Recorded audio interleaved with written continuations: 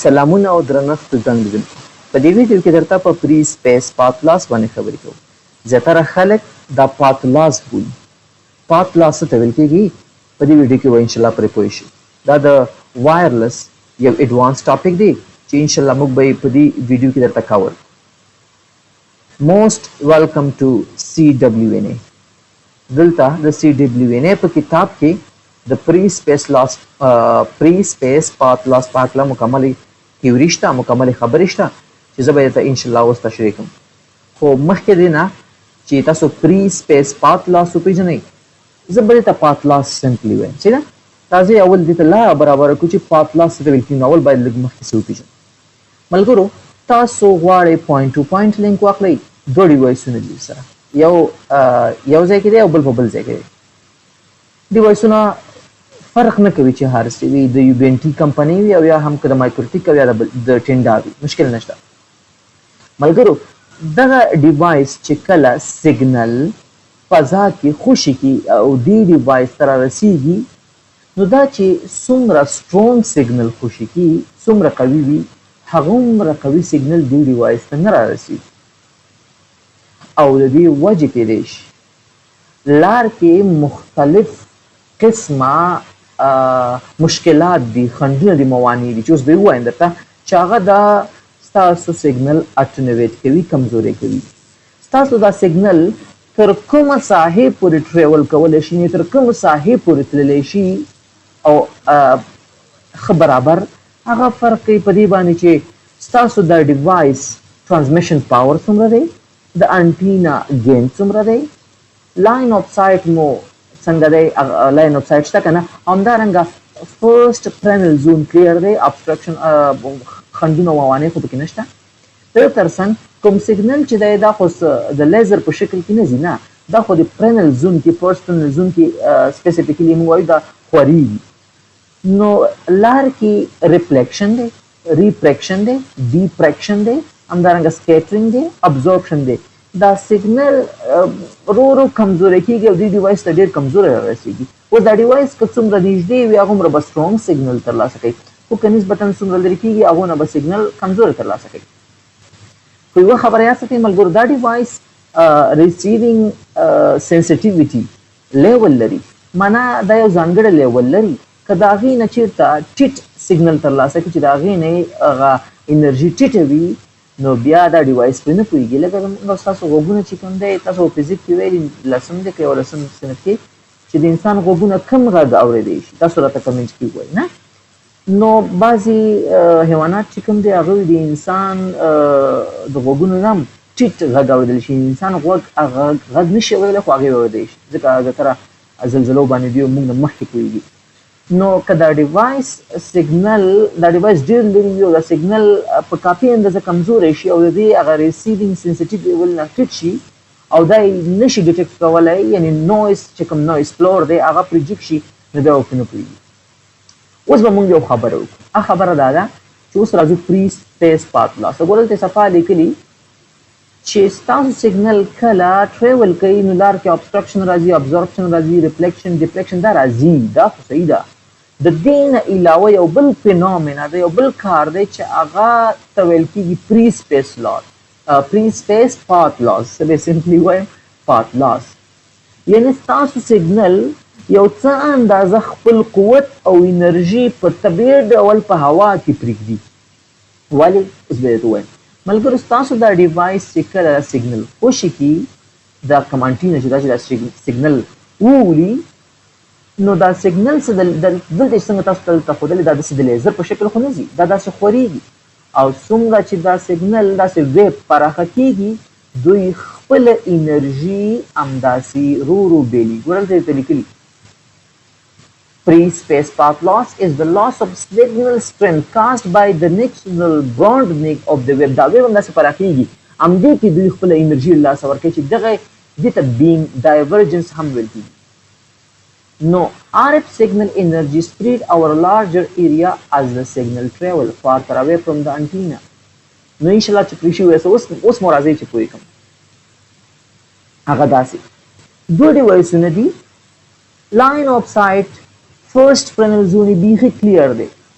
دا ډیوایسونه چې کوم دی دا یو ډیوایس چې کله سیګنل ولي که په لار کې دا ماته څومره وویل چې ابسټراکشن دی ریفلیکشن دی ابزورپشن دی هیڅ دا یو کار مونږ شي دا سیګنل بیا هم کمزوري کیږي او ډیوایس ته کمزوري رسیږي او که چېرته دا ډیوایس له اندازې بیخي لرې وي او دا سیګنل بیخي ډېر زیات اټنویټ شي ډېر کمزوری شي او هغه ډیوایس ته په داسې حالت کې ورسېږي چې ډیوایس د هغه ریسیوینګ سنسټیټي لیول نه ټیټ وي او هغه پوه نه شي دا سیګنل هغې ته بیا هېڅ معنا نه لري نو ته به وایې چې په لاره کې خو هېڅ څیز هم رانغلی که نه ما ته چې دقې ته ویل کېږي پات لاس دا سیګنل دا ویب په لار کې داسې پراخېږي غټېږي ساحې داسې پراخه کېږي او دوی هم د دې کې خپله انرژي له لاسه ورکوي چې دې ته ویل کېږي پات لاس یعنې که هېڅ هم ونه شي په لاره کې په سیګنل باندې بیخي کلیر پینل زون دی داسې موږ سره خو بیا هم دا سیګنل به په فضا کې رو رو کمزوری کېږي انشاءالله چې پوه شوي به یاست اوس مو په دې پوه کوم ښه د دوستو نورم یوه خبره دا ده دلته یو ډېر ښه مثال ورکړی دا داسې لکه بالون پوکڼۍ نه تاسو پوکڼۍ راوالی دا پوکڼۍ چې نه یې پړسېدلي د دې دغه کوم ربر چې دی دا کوم ربر نه چې جوړ داسې یو ربر غوندې څیز نه جوړ دی دا ډېر داسې چاق غوندي پلن غوندي خو چې تاسو دا څومره پړسوئ نو هلته دننه پوکڼۍ پړسېږي مګر د باندې دا ربر چې کوم دی دا نری کېږي نو پری سپیس پات لاز ځان سره سمپلي ولیکئ په فضا کې چې په هوا کې چې کله دا سیګنل ټریول کوي دا څپې پراخه کېږي او په دې کې دوی خپله انرژي له لاسه ورکوي یعنې بغیر د دې نه چې کوم خنډ او موانع راشي همداسې خپله انرژي له لاسه ورکوي دې ته ویل کېږي پات لاس چې انشاءالله راتلونکو ویډیوګانو کې به چې کله موږ د لینک بجټ کالکولیټ کوو په هغې کې به دا بیا ډېر ښان ووایو چې څنګه کالکولیشن کوو اوس یوه خبر دا ولرئ چې لکلي دغه کوم پات لاس چې کوم دی دا موږ سره یو لوګاریتمي ویلیو ده لینیر ویلیو نه ده په دې به اوس تاسو زه پوهېږم چې څه معنا ګورئ په لومړنیو سلو مترو کې چې کله تاسو 2.4 ګیګا هرتز کاروئ دوی 100 ډي بي پاور له لاسه ورکوي په لومړنیو سلو مترو کې دوی 100 ډي بي پاور له لاسه ورکوي څه معنا یوه خبره دا دلته اوس هم زده کړئ ملګرو هغه دا چې کوم فریکوینسي چې ټیټ وي یعنی ټیټ لیول لوور فریکوینسي ګوره 2.4 ګیګا هرتز ټیټ فریکوینسي دی 5 ګیګا هرتز نسبتا د هغې نه جګ دی 6 ګیګا هرتز د هغې نه جګ دی 60 ګیګا هرتز د هغې نه جګ دی لوور فریکوینسي چې کوم دا دوی کم سیګنل کم پاور بیلي فکر مو شته لوور فریکوینسي یوز یا لوور فریکوینسي چې کوم دی دا د دې پات لاس نه لږ متاثره کېږي انرژي کمه بیلي اوس به تاسو پوه کړم ګورئ راشئ ته چېرې تاسو 2.4 ګیګا هرتز کاروئ نو په 100 مترو کې به دوی 80 ډي بي پاور له لاسه ورکوي خو که چېرې تاسو 5 ګیګا هرتز کاروئ بیا به 80 ډي بي له لاسه ورکوي او که چېرته 6 ګیګا هرتز کاروئ دلته دې ځای کې ما سره څه شته میبي دې کې چوکاټ شته که چېرته 6 ګیګا هرتز کاروئ بیا به 88 ډي بي له لاسه ورکوي او که چېرې تاسو کاروئ 60 ګیګا هرتز بیا به 108 ډي بي له لاسه ورکوي انشاءالله چې پوه شوي به یاستئ یعنې لوور فریکوینسي چې کوم دی دوی نسبتا کم پات لاس لري او تاسو ته یو خبره مونږ کړي چې 2.4 ګیګا هرتز ساحه پراخه ده 5 ګیګا هرتز نسبتا کم رینج لري 6 ګیګا هرتز د هغې نه هم کم رینج لري 60 ګیګا هرتز د هغې نه هم کم رینج لري یعنې رینج یې کم دی مګر ډیټا تروپوټ یې زیات دی یو علت به دلته اوس دا تاسو زده کړئ چې دا رینج ولې کم دی ګوره د 2.4 ګیګا هرتز رینج زیات دی یو وجه دا ده چې د پات لاس کم دی یعنې د پات لاس نه دلته تاسو ګورئ کې بېصفا لیکلي ده د بینټي یو نوټ ما راغستی دی کې بېصفا لیکلي ګورئ دې کې لیکلي چې higher frequency signal undergo greater path loss compared to 2.4 ګیګا لنډه ته وایم چې فریکوینسي څومره جګېږي هغومره به پات لاس د دې ډېري دا خبره مو زده کړه یو دا خبره زده کړئ نو ټیټ لیول فریکوینسي کم پاور بیلي په فضا په هوا کې او تیزه فریکوینسي 5 6 یا 60 ګیګا هرتز د پات لاس زیات دی انشاءالله چې اوس پوه شوي یاستئ یو بله خوندوره خبره دا زده کړئ ملګرو هغه چې دلته تاسو ته اوس ما وویله چې دا کومه ویلیو چې کوم دا د 6 ډي بي رول زده کړئ بس انشاءالله په هر څه به پوه شئ اول دا خبره زده تاسو چې دا ویلیو لوګاریتمي ویلیو ده او دې کې یو خبره ذکر کړې ده چې مثلا لیکي the amplitude does not decrease as much as in a second segment زه تاسو سلند وایم ګورئ په د 6 dB رول سوي په سلو مترو کې تاسو څومره پاور ازي اول 2.4 گیگا هرتز دا کو او تاسو دا ځکه ګورئ چې 2.4 گیگا هرتز ټیټه فریکوئنسي ده نو دوی په سلو مترو کې 80 dB پاور لاس ورکوي 5 گیگا هرتز 80 dB پاور لاس ورکوي 6 گیگا هرتز چې کوم دی به 90 dB لاس ورکوي او 8 گیگا هرتز چې کوم دی هغه 100 dB یعنی څومره چې فریکوئنسي زیاتېږي هغومره به زیات پاور لاس ورکوي په فضا کې په هوا کې او څومره چې زیات پاور لاس ورکوي هغومره به هغه کمیږي ځکه سیګنل اټینویټ کېږي کمزوري کېږي کمزوري سیګنل چې هلته ورسېدو سنسټیو ریسیوینګ سنسټیو لیول نه ټیک بیا پرې نه پوهېږي نو ځکه موږ وایو چې هایر فریکوئنسي رینج ډېر کم دی وجه همدا ده ښه په دې خو پوه شئ اوس دا خبره ده چې دا 6 dB رول څه معنی او لوګاریتمیک ویلیو څه معنی ګورئ ملګرو په سلو مترو کې د 2.4 گیگا هرتز یو سیګنل څومره پاور لاس ورکوي 80 dB اوس که دا فاصله 200 متره شي آیا دا به 180 شي نه بیا به 180 dB پاور لاس ورکوي نه دا اوس لینیر ویلیو دا ویلیو لوګاریتمیک ویلیو ده دې کې بستا ورته غټه فارموله ورچولې ده خو دا 6 dB رول ډېر بهترین دی بس دا زده کړئ څه معنی دا مترونه چې کوم فاصله چې کوم ده دا که چېرته ته ډبل کې نو د دې سره به شپږ جمع کوې معنا څه سل متره کې څومره پاور لاس ورکوي 80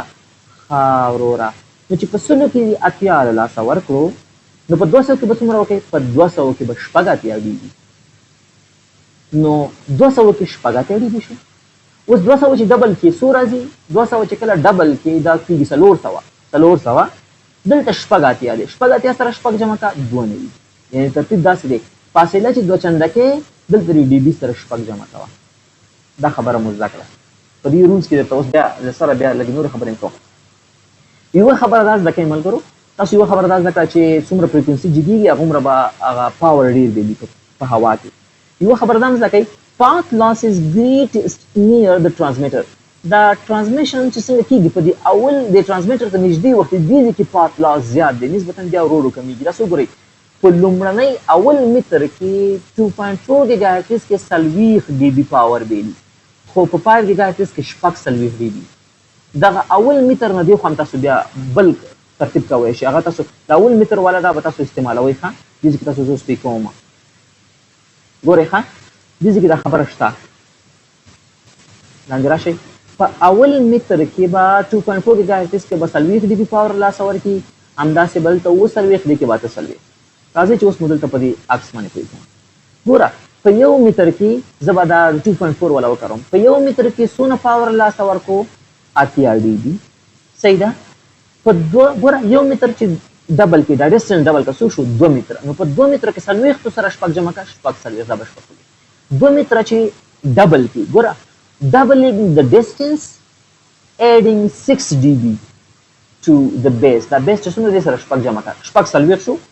2 متره چې ډبل کې څو کېږي 4 متره نو په هلته څو شپږ 40 سره شپږ جمع کړه 250 څلور چې ډبل کې څو کېږي 8 په 8 متر کې به څومره پاور لاسه ورکړي 850 دا تاسو په قرار کړه او سره د 14 په 14 کې به څلور شپېته دلته که تاسو خیر سمپلی ګوره په ګوګل کې دې لپاره ډېر خوندور کالکولیټر دی ولیکئ چې free space path loss لپاره کالکولیټر مستقیما ډسټنس نه غواړي فریکوئنسي نه غواړي تاسو مستقیما هر څه پیدا کوي یار بلټن کالکولیټر څه چاته وایي ګوره په اول په یو متر کې به دا یو متر رول زده کړئ یو متر کې 40 ځکه ګوره ترانسمیټر ته نږدې ځای کې بیخي ډېر زیات پاور دی تاسو وګورئ که نه هلته تاسو ته ما وښود هغه کتاب کې لیکلي 40 dB اوس یو متر ډبل کې 2 متره شپږ 40 څلور 250 8 متره 850 14 متره څلور شپېته انشاءالله چې دې ته وایي 6 dB رول په دې به انشاءالله چې پوه شوي یاستئ نو تاسو څو خبرې زده کړئ ټولې خبرې تکراروم پات لاس داسې وي چې کله دغه ویب یو ترانسمیټر یو انټینا خوشي کړي نو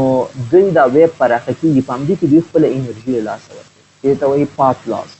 په فری سپیس کې هېڅ هم مخه نه راغلي دا کار کوي لوور فریکونسي پات لاس کم دی نو ځکه یې لرې ځای پورې ټریول کولی شي څومره چې فریکونسي زیاتېږي جګېږي ډیټا به ډېره وړي مګر پات لاس یې زیات دی زر خپله انرژي له لاسه ورکوي اټنویټ کېږي او چې پات لاس زیات دی، ډیر انرژي په دې فضا کې لاس ورکوي، نو هغومره رینج کم دی،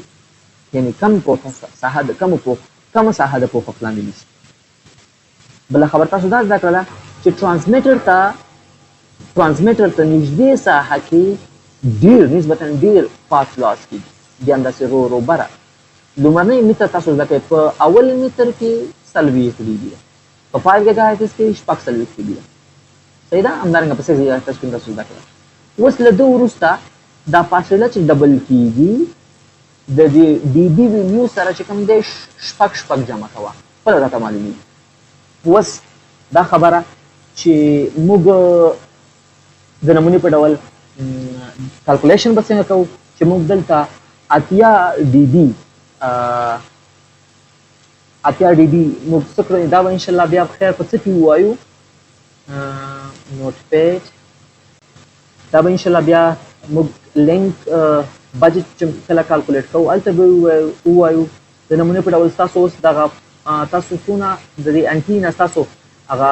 ټي ایکس پاور او ورسره ګین کوم ته چې ای آر پي وایي، دا څو دی د نمونې په ډول ته وایي چې دا دیش تاسو سمپل ټي ایکس پاور د نمونې په ډول تاسو وایي چې 25 ډي بي ایم دی، هلته کې موږ ای آر پي سره به دا کوو، خو هغه به راتلونکي کې وایو. دا 25 ډي بي ایم دی، هلته ورسره په څنګ کې دا بله ویلي چې دا څومره پات لاس تاسو څومره کړی دی، 80. نو 80 نه چې 25 منفي کې څو کېږي، آی تھنک 55 ماینس 55 معنا ریسیوینګ سایډ کې به بیا تاسو ماینس 55 سیګنل سټرنث یا آر اس اس آی چې ورته وایي، ریسیوینګ سیګنل سټرنث هغه به ترلاسه کوئ. خو دا دومره اسان نه دی ملګرو، سمپل تاسو وویل چې دا وروسته بیا موږ پری سپیس پات لاس دا کله چې موږ لینک بجټ کالکولیټ کوو، په هغه کې ته بیا وایم چې ټي ایکس پاور، انټینا گین، کیبل لاس، دا ټول راځي چې څنګه ای آر پی وایي، ای آی آر پی ویلیو به څنګه کالکولیټ کوو، بیا به لینک بجټ څنګه معلوموو. انشاءالله په دې حال سره به پوه کړم. دلته اوس هغه نفران چې ډېر زیات کار یې کړی په وایرلس کې هغه چې څنګه تاسو سمپل وکړو، خو دا باندې ملګرو ته سمپل وویل چې دا په دې باندې وروسته اوس موږ لینک بجټ کالکولیټ کوو چې آیا دا سیګنل به دغونه کیلومتر ته په کافي اندازه ورسېږي که نه، سیګنل به هلته په څو کې، سیګنل سټرنث به څومره وي، آر اس اس آی. نو انشاءالله ښه ټاپک روان دي، ایډوانس لیول. ملګرو په وایرلس کې یوازې دا خبره نه ده چې ته څو آپشن زده کړې، جسټ کلیک کا او بس خبره ختمه. د هر آپشن شاته بیخي ډېر زیاتې خبرې دي، د وایرلس تیوري ډېره پراخه ده. نو زه به نن څنګه وایو، په کله به یو ویډیو ریکارډ کوو او دلته به اپلوډ کوو د CWNA